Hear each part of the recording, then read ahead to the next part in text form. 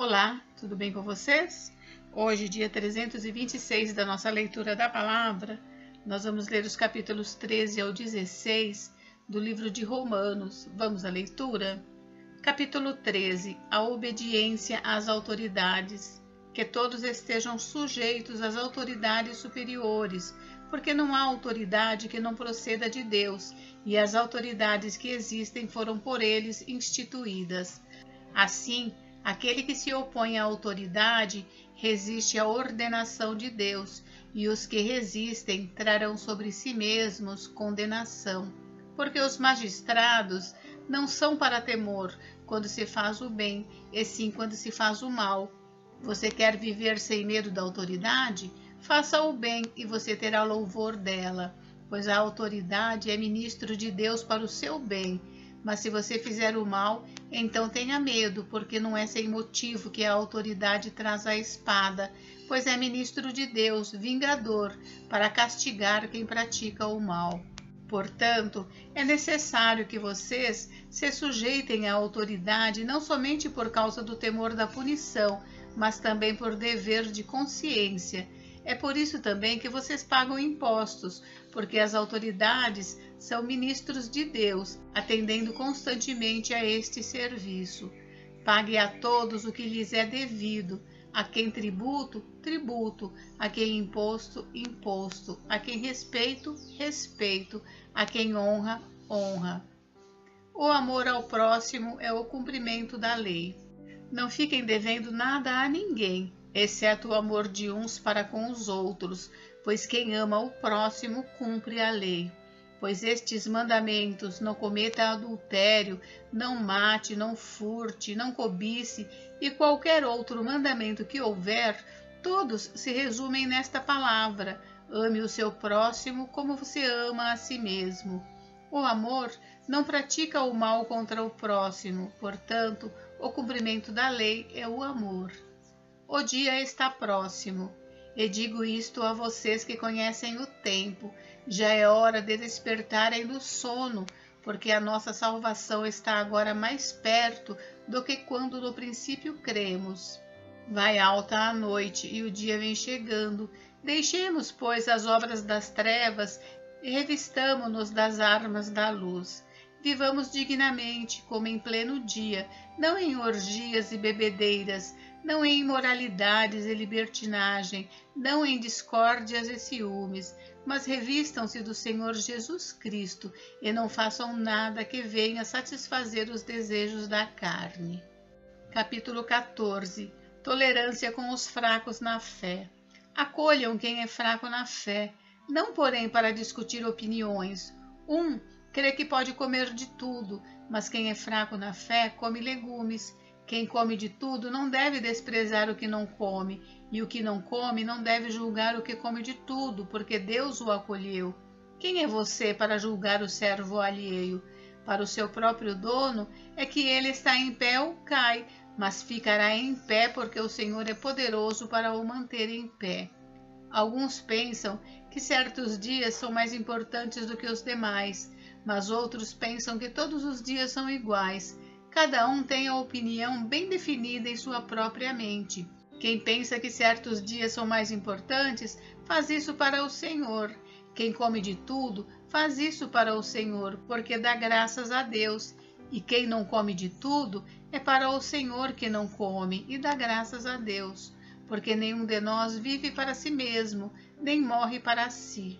Porque se vivemos, é para o Senhor que vivemos, se morremos, é para o Senhor que morremos. Quer, pois, vivamos ou morramos, somos do Senhor. Foi precisamente para esse fim que Cristo morreu e tornou a viver, para ser Senhor tanto de mortos como de vivos. Você, porém, por que julga o seu irmão? E você, por que despreza o seu irmão? Pois todos temos de comparecer diante do tribunal de Deus. Como está escrito: por minha vida, diz o Senhor, diante de mim se dobrará todo joelho, e toda língua dará louvores a Deus. Assim, pois, cada um de nós prestará contas de si mesmo diante de Deus. A liberdade e o amor. Portanto, deixemos de julgar uns aos outros. Pelo contrário, Tomem a decisão de não pôr tropeço ou escândalo diante do irmão. Eu sei e estou persuadido no Senhor Jesus de que nada é impuro em si mesmo, a não ser para aquele que pensa que alguma coisa é impura. Para esse, essa é impura.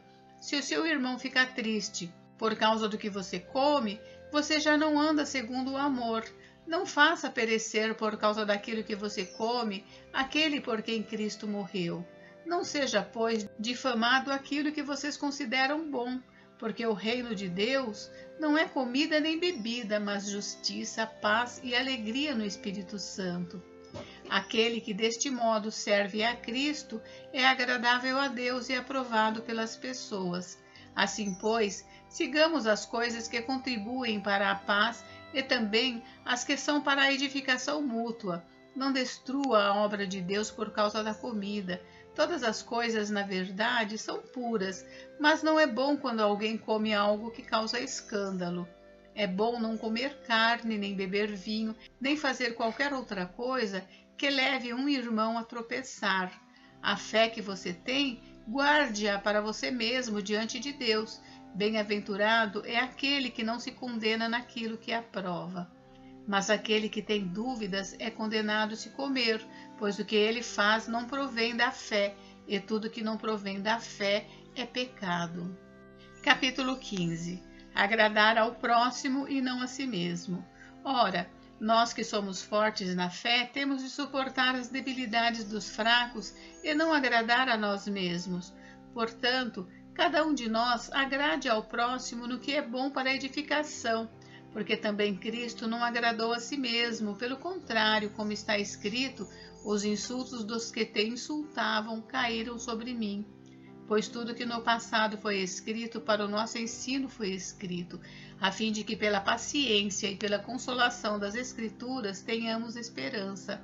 Ora, o Deus da paciência e da consolação lhes conceda o mesmo modo de pensar de uns para com os outros, segundo Cristo Jesus, para que vocês, unânimes e a uma só voz, glorifiquem o Deus e Pai de nosso Senhor Jesus Cristo. Portanto, acolham uns aos outros, como também Cristo acolheu vocês para a glória de Deus.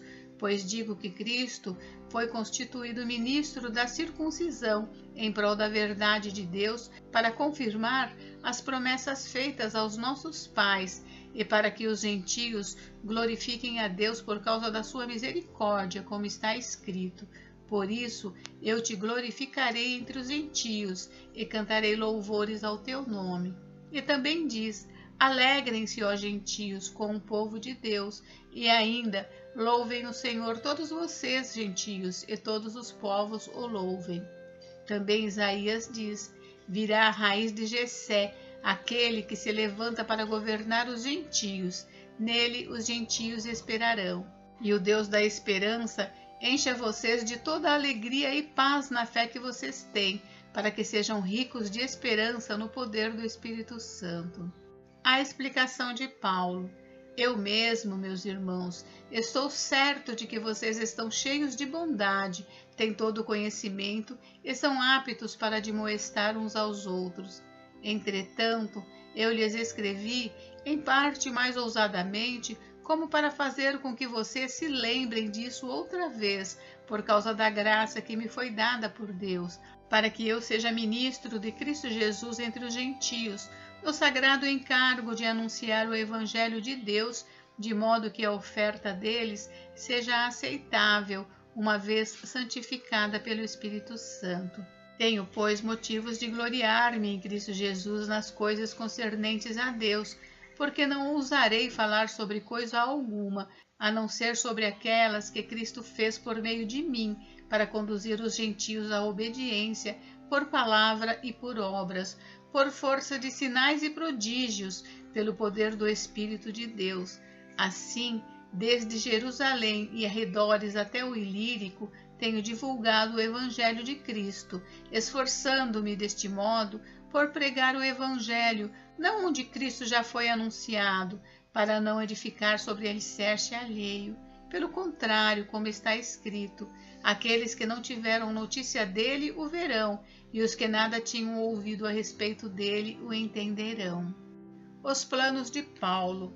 Essa foi a razão porque também muitas vezes fui impedido de visitá-los, mas agora, não tendo mais campo de atividade nestas regiões e desejando há muitos anos visitá-los, penso em fazê-lo quando em viagem para a Espanha, pois espero que de passagem eu possa vê-los e que vocês me encaminhem para lá, depois de haver primeiro desfrutado um pouco a companhia de vocês. Mas agora estou de partida para Jerusalém, a serviço dos santos, porque a Macedônia e a Acaia resolveram levantar uma coleta em benefício dos pobres dentre os santos que vivem em Jerusalém. Isto lhes pareceu bem, e de fato lhes são devedores, porque se os gentios têm sido participantes dos valores espirituais dos judeus, devem também servi-los com bens materiais. Tendo, pois, concluído isto e havendo-lhes consignado este fruto, irei à Espanha, passando por aí, e bem sei que, ao visitá-los, irei na plenitude da bênção de Cristo. Paulo pede orações. Irmãos, por nosso Senhor Jesus Cristo e também pelo amor do Espírito, peço que lutem juntamente comigo nas orações a Deus a meu favor, para que eu me veja livre dos rebeldes que vivem na Judéia e que este meu serviço em Jerusalém seja bem aceito pelos santos. Isto para que, pela vontade de Deus, eu chegue à presença de vocês com alegria e possa ter algum descanso na companhia de vocês. E o Deus da paz esteja com todos vocês. Amém. Capítulo 16. Paulo recomenda a Febe. Recomendo-lhes a nossa irmã Febe, que está servindo na igreja de Cencreia, para que vocês a recebam no Senhor, como convém aos santos, e a ajudem em tudo que de vocês vier a precisar, porque ela tem sido protetora de muitos, inclusive de mim. Saudações pessoais. Saúdem Priscila e Áquila, meus cooperadores em Cristo Jesus, os quais, pela minha vida, arriscaram a sua própria cabeça. E isto lhes agradeço, não somente eu, mas também todas as igrejas dos gentios. Saúdem igualmente a igreja que se reúne em casa deles. Saúdem meu querido Epêneto, primeiro fruto da fé em Cristo na província da Ásia. Saúdem Maria, que muito trabalhou por vocês. Saúdem Andrônico e Júnias, meus parentes e companheiros de prisão, os quais são bem conhecidos entre os apóstolos e estavam em Cristo antes de mim. Saúdem Ampliato, meu querido amigo no Senhor. Saúdem Urbano, que é nosso cooperador em Cristo, e também meu amado Estaques. Saúdem Apeles, aprovado em Cristo. Saúdem os da casa de Aristóbulo. Saúdem meu parente Herodião. Saúdem os da casa de Narciso, que estão no Senhor. Saúdem Trífena e Trifosa, as quais trabalham no Senhor. Saúdem a querida Pérside, que também muito trabalhou no Senhor. Saúdem Rufo, eleito do Senhor, e igualmente a mãe dele, que também tem sido mãe para mim. Saúdem Assíncrito, Flegonte, Hermes, Pátrobas, Hermas e os irmãos que se reúnem com eles. Saúdem Filólogo, Júlia, Nereu e sua irmã Olimpas e todos os santos que se reúnem com eles. Saúdem uns aos outros com um beijo santo. Todas as igrejas de Cristo mandam saudações. Conselhos finais. Irmãos, peço que notem bem aqueles que provocam divisões e escândalos em desacordo com a doutrina que vocês aprenderam. Afastem-se deles, porque esses tais não servem a Cristo nosso Senhor, e sim a seu próprio ventre. Com suaves palavras e lisonjas enganam o coração das pessoas simples, pois a obediência de vocês é conhecida por todos. Por isso me alegro por causa de vocês. Quero que sejam sábios no que diz respeito ao bem e simples no que diz respeito ao mal, e o Deus da paz em breve esmagará Satanás debaixo dos pés de vocês. A graça de nosso Senhor Jesus esteja com vocês. Timóteo, meu cooperador, manda saudações, assim como Lúcio, Jason e Sosípatro, meus parentes. Eu, Tércio, que escrevi esta carta, mando saudações no Senhor. Gaio, meu hospedeiro e de toda a igreja, manda saudações. Também mandam saudações Erasto, tesoureiro da cidade, e o irmão Quarto. A graça de nosso Senhor Jesus Cristo esteja com todos vocês. Amém. Doxologia. Ora, ao Deus que é poderoso para confirmar vocês, segundo o meu evangelho e a pregação de Jesus Cristo, conforme a revelação do ministério guardado em silêncio desde os tempos eternos e que agora tornou-se manifesto e foi dado a conhecer por meio das Escrituras proféticas, segundo o mandamento do Deus eterno para a obediência da fé entre todas as nações, a este Deus único e sábio seja dada glória por meio de Jesus Cristo para sempre. Amém. Gente, acabamos de encerrar a leitura do livro de Romanos. Amanhã nós daremos início à leitura de 1 Coríntios.